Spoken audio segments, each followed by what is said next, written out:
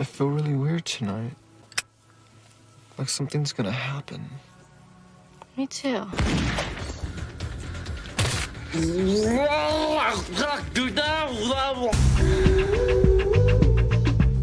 A post-apocalyptic hellscape. Nihilistic psychopaths at every turn. No matter what direction taken, aimless and dangerous. And regardless of any precautions, mayhem. But hey, there's boobs, yo-yos, and one hell of a soundtrack. Hello, children. For my longtime viewers, you remember how fondly I look back at that sweet spot in the 90s where indie film was king. More so, the indie variety of film that lent to a young audience the idea that, hey, maybe I can make a movie too. And I've covered a lot of my favorite directors from the era, sort of. For instance, I have to mention Quentin Tarantino here, who I do plan on making a few more videos on soon, or maybe revamping my classic Tarantino videos from way back when, who knows. But some of my other favorite directors from the era are guys like Robert Rodriguez, Lodge Kerrigan, and of course, the immortal Tom DiCillo. I in turn received an early film school lesson of sorts. One of the most prevalent things amongst all of those films, the one thing they'd have in common, it was pretty obvious. Violence. Sure, there's exceptions. I mean, like Tom DiCillo, Richard Linklater, those guys. They're basically the counter to that idea and never really got too violent. Don't lie to me now. Where the artistic integrity of said directors could be easily overlooked in favor of sensationalism, I feel opened up a grand opportunity in the long run. Let's face it, all of these films are classics, and the repercussions of their violence didn't seem to be as blown out as it once was, especially nowadays. But I've always felt that the intersection of all these stigmas and all these preconceived notions brought on by these directors, they all just converged, albeit via tightrope, with the career of the legendary Gregg Araki, whose film The Doom Generation redefined film for me as a youth. At a time when film was just barely being defined through my young eyes, it was just a crazy time. And as time went on, well, I definitely noticed how Araki took these elements of the indie films that I grew up with and whatnot and that were booming around the same time, and he took them as far as they were able to go. So, I wanted to go back and point out just why I consider Gregg Araki to be one of the most fearless writer-directors of that whole era, in many, many ways. I've covered Gregg's MTV pilot, check out that next, why don't you? But I've never covered his teen apocalypse trilogy, something I'm doing now. Although it's out of order. Whatever. I've seen nearly all the guy's movies outside of a few, mainly his early stuff, which are Three Bewildered People in the Night, which features a video artist and a bizarre love triangle. And his other short film of the time, The Long Weekend, O Despair, respectively. Both of those, I just haven't been able to find them. Let me know down below if you have a link or something. Yet Araki's first modestly budget film, The Living End, a film which introduced many of us to what was to be coined the new queer cinema. Well, The Living End performed okay considering the plot elements, etc., which was basically about an HIV-positive couple on a cross-country journey. With his early trio of films, we were already seeing the seeds planted for what would eventually become the Doom Generation. And while critics may not have fully got it, Araki's films received critical acclaim. Overall, the critical success of The Living End led to Araki tackling what he calls his teen apocalypse trilogy. Although it would not be a smooth ride. Araki would kick off his trilogy with Totally Fucked Up, which is a suitable title, all things considered. While I do like the film, it is among my least favorites from the guy, but more on that later. While the Teen Apocalypse trilogy is a trilogy, it's more along the lines of the Lars von Trier trilogy, the Women in Trouble or in Peril kind of stuff he did, meaning that there may be themes, but they're not, there's not any running plot threads, like 3 parts of one long dream. The Doom Generation tells the tale of an aimless teen couple who find themselves in the company of an ultra-violent yet seductive drifter, where the trio head off on a doomed road trip while, constantly being antagonized and pursued by, let's just say, some very strange characters. I guess it can almost be called David Lynchian, if you will. Amy Blue. Gentlemen, I want you to find her, and if necessary, kill her. The world of Doom Generation seems much more realistic. although it does get pretty strange and wacky in its own right. But what Araki pulled off here is something to behold. And in my opinion, the Doom Generation is his most iconic film because it features everything he would later be known for. All the trademarks, all the vibes, the structure, it's all on display here. So it was just kind of like a testing ground for what came next. LA is like nowhere. Everybody who lives here is lost. And stuff like Mysterious Skin that kind of just went all out with the more serious aspects. I mean, even Smiley Face, you can see some influence there. But I'm getting ahead of myself. As one of the biggest reasons the film stood out at the time was the origins of the film itself. Araki's producing partner would later be responsible for stuff like But I'm a Cheerleader, further, pushing the boundaries of the new queer cinema stuff. But it seems that the Doom Generation was born out of a more nihilistic part of Araki's brain. Definitely making what he described to be the last tango in Paris for teenagers, which is correct if you add to that during the end of the world, as that's largely the vibe here with the post-apocalyptic landscapes and recurring themes of 666 and death and, well, sacrifice in more ways than one. But the meat of the story still remains a bizarre love triangle, Gregg Araki's specialty, where we get real connections and understanding between our characters, who find a sense of peace among the chaos with each other, which is good because the rest of the world is out to get them. Before going any further, just a friendly reminder to like, subscribe, and comment. And if you're into extra content or want to directly help out the channel, check out my Patreon. And hey, get yourself some Staunch TV swag. We actually have some special merch just for this video at the low cost of only $6.66. Link down below. Message me on Instagram for your free pins while supplies last. The production of Doom Generation would coincide with an omen of sorts, as within the first days of production the Northridge earthquake would strike. Now this was no little event. In fact, it was pretty devastating, and who knows, if the production would have been set in a more populated area, maybe the tragedy would have struck closer to home, so to speak. But with this, the team went on and immediately proceeded to keep shooting. Something I'm sure was quite the learning experience for the young cast.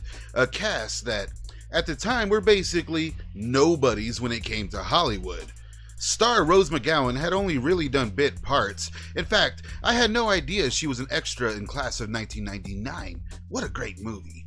And she would even have a line in Pauly Shore's classic Encino Man. What do you think? Should I dive into those movies? I've already covered Encino Man 2. Check that out next. But it seems she would take a small hiatus, as it would be a few years before landing her first, co-starring role with Doom Generation. Or I don't know, man. Maybe she was just having trouble finding a decent role. Something I feel kind of, was always her problem, in my opinion, of course, even though, yeah, she did play some heavy-duty roles, like a Nitro Girl. In fact, at the time, McGowan was planning on returning to Seattle when approached by Araki, where he apparently asked McGowan, hey, do you want to be an actress? Which McGowan rejected, but then she accepted because the money from the film would secure her plans to relocate and whatnot, and she stated in the Washington Post, it was like boot camp for acting. I'm very protective of the film, and when fans come up to me now, they always get extra credit points for citing the Doom Generation. When it came out, my father chased Gregg into an alley and tried to beat him up. At Sundance, some people walked out, but I wound up being on the cover of about 10 magazines. Looking back at it now, honestly, I don't know if Gregg could have gotten another actress to be as daring as I was. You needed someone as clueless as me then. And hell yes, Rose McGowan absolutely owns the role of Amy Blue. I think she's right that nobody else could have possibly done this. And Amy is really the only female character from Araki that holds this distinction, that only one actress could have done it. McGowan simply just takes over the persona of the misguided, speed-freaked fashion insanity of Amy Blue. I mentioned that the Teen Apocalypse trilogy feels like 3 parts of one long dream. Well, here it's more of a nightmare, and Amy Blue is the fucking boss. We have to acknowledge her place in cinema at the time, among her contemporaries at least. As much as I love the indie films from the era, they were largely male, early on, in the States at least, and highly chauvinistic at times, blah blah blah. But I guarantee, Amy Blue would have came out on top, let's say if she were involved with the Reservoir Dogs bank heist, although I don't think she would have been able to stay Amy Blue in that scenario. She would have thrived in El Mariachi's hyperactive Mexico.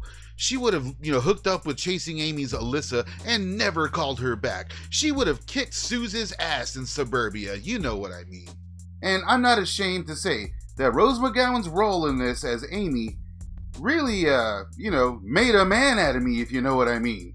And I probably saw this flick way too young. And fun fact, something I found interesting, Amy and Jordan are actually inspired by a comic strip that Araki was a fan of. I read some of it. Good stuff. Though aside from the names, there's no real connection, they're not getting chased by crazy Nazis or anything. And there's especially nothing in common when it comes to James Duvall's Jordan. Now, in my opinion, James Duvall is absolutely legendary. To further compare today's subject to the myriad of other indie staples and their directors, what came hand in hand, it seemed, was an intense director-actor working relationship that seemed to make it all work across the board. I mean, we have Tarantino with guys like Sam Jackson, Tim Roth, Steve Buscemi. With Rodriguez, there was like Salma Hayek, With DiCillo, there was again Steve Buscemi. And, guys like Linklater with Nicky Katt and so forth. Meaning, if Hayek was Rodriguez's muse, the same can be said with Gregg Araki and James Duvall. Oh, fuck. Duvall had, of course, already appeared in Totally Fucked Up, which would be his first actual feature to speak of, making Duvall the only of the main cast to appear in every installment of the Teen Apocalypse trilogy. And I also think that, only James Duvall could have played this role, at least the way that it was played. With the romance and chaos he shares with Amy Blue, we get a one-of-a-kind love story, to say the very least. He brings an ultra-sincere, aw shucks gullibility that's just so welcome to the whole affair. Not to say he's the fodder, but that's not really a bad thing in a Gregg Araki movie. I've also heard him be compared to Keanu Reeves a lot, and yeah, I get that, but let's be honest. There's just something else here when we're talking about James Duvall. And James was never as big of an actor as Keanu, although I feel he could have been. There's a lot of similarities with their early careers. And later on, James Duvall would even land some high-profile roles. In fact, between filming Doom Generation and Nowhere, he appeared in that year's biggest film with Independence Day, an alien movie where he plays Randy Quaid's son. Something that sounds like it's from a Gregg Araki movie, but whatever. And of course, he would have a small part in another blockbuster with Gone in 60 Seconds. But mainly, James would stay in the indie waters and appear in many classics like SLC Punk and Donnie Darko. And he would have a solid horror career as well to this day. And of course would go on to work with Araki multiple times, most recently in this TV show Now Apocalypse. And as we all know, James Duvall's Jordan faces one of the worst fates in film history, in a truly frightening scene that actually had to be edited down to its violence. A culmination that really shocked me as a kid, far more than any horror movie I'd seen at the time. A scene that really eclipses other stuff, like, the violent scenes from Reservoir Dogs. Take, for instance, the cop torture scene where he cuts the guy's ear off. That got a lot of heat for being violent when you really see absolutely nothing. I mean, you barely even hear it. But here at Doom Generation, not the case, which really taught me a lot early on about how violence is used in cinema. In fact, I saw and learned about a lot of things for the first time watching this movie. For instance, I had no idea what a cuck was till I saw this flick. And I definitely didn't know that girls will always be drawn to the biggest piece of shit in the room until I saw Doom Generation, which brings us to Jonathan Schaech's ex. I gotta say, I feel this is an objective fact. Jonathan Schaech is or was the most versatile actor of the Doom teens. This dude has pretty much done it all, and in my opinion, excels at every turn. I mean, Houdini. And he seems to really delve into his characters regardless of production quality, trust me, because that is all over the place as well when it comes to his career. For instance, I absolutely loved him in studio films like, That Thing You Do. Yet, he was also the go-to guy for the Late to the Game sequels that were happening around that time, and that are kind of happening still to this day. These movies, 8mm 2 and Roadhouse 2 especially, they weren't all that bad. I'm just saying, I liked the recent Roadhouse remake, honestly, for what it was. I had a good time. But Roadhouse 2, now there is a quality flick. Jonathan Sheck would also appear in multiple music videos, stuff with Jay-Z, Paramount 5000, and he would also have a solid horror career with stuff like one of the best episodes of Masters of Horror, if you ask me, and the Laid to Rest series, the Prom Night remake, and most recently, Suitable Flesh. He would also appear in Araki's post-teen apocalypse film Splendor. Love is a mysterious and baffling thing. And return in the TV show Now Apocalypse as well. This dude is constantly working his ass off and is well liked in the industry to this day. And no matter how insane the characters got in those days, I've always felt that X's hyper-violent pseudo-guardian angel trope was superior, because I mean, goddamn, directors tried so hard to have edgy characters back in those days, and it did not always work, trust me. And Jonathan Sheck, man, he makes it look so easy. And, you know, anyone who can survive the teen apocalypse, man, they can really do anything, right? It's also kind of funny how this is billed as Gregg Araki's first heterosexual film regarding the chemistry between X and Jordan and, you know, Amy, which is, I guess it's all a joke. I see what you did there. But regardless of the cast's future accolades, their unknown status here only enriches the Doom generation's lived-in feel. Yet luckily for us, they're surrounded by indie staples like Parker Posey and Nicky Katt, both taking a break, it seems, from the Linklater school of film. I'm gonna find her. And I'm gonna kill her. And in true Araki form, there are some bizarre B-list cameos like Christopher Knight, Heidi Fleiss. And of course, the music being such a huge part of Araki's world, he included some of his favorite musicians. You got Skinny Puppy, Perry Farrell. So with all these familiar indie actors and cameos all tied up into this dream world, we get such a unique untapped landscape that, in my opinion, has not really ever, or maybe can never be replicated, which is a huge factor in why I believe the Doom generation is the defining 90s indie film. They were tapping into a very specific part of youth culture that was at the time extremely underrepresented.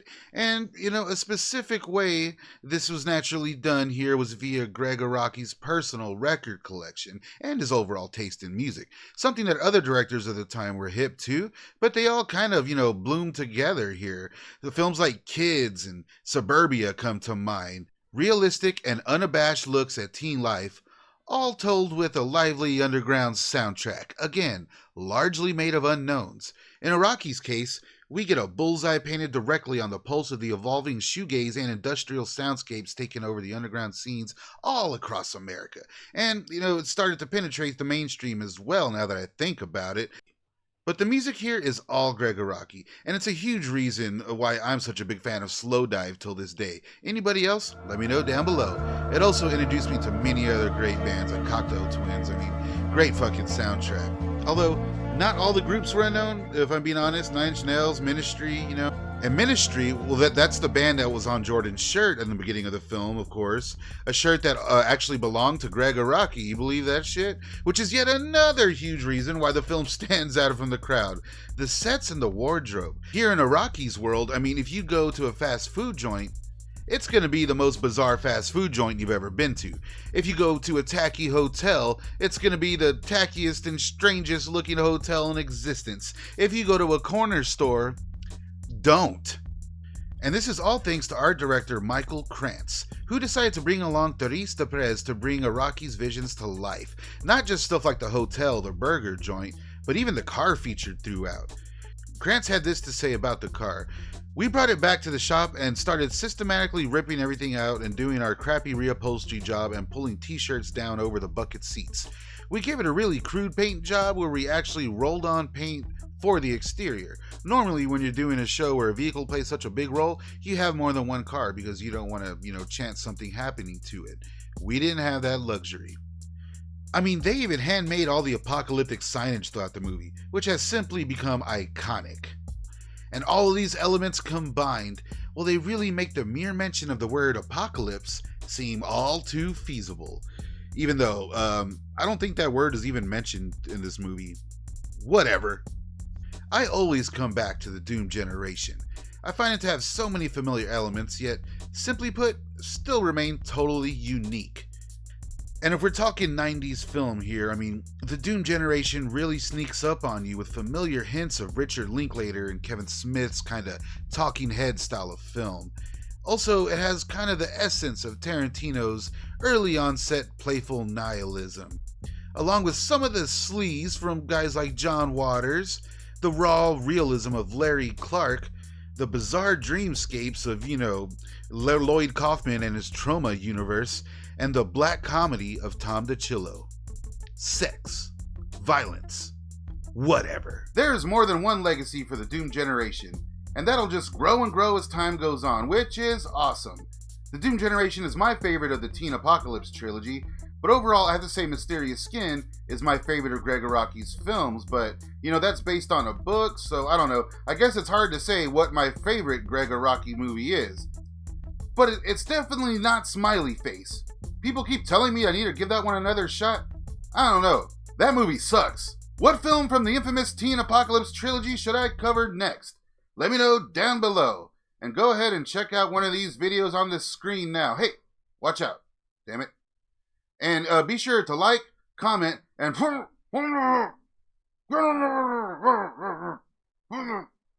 Fuck!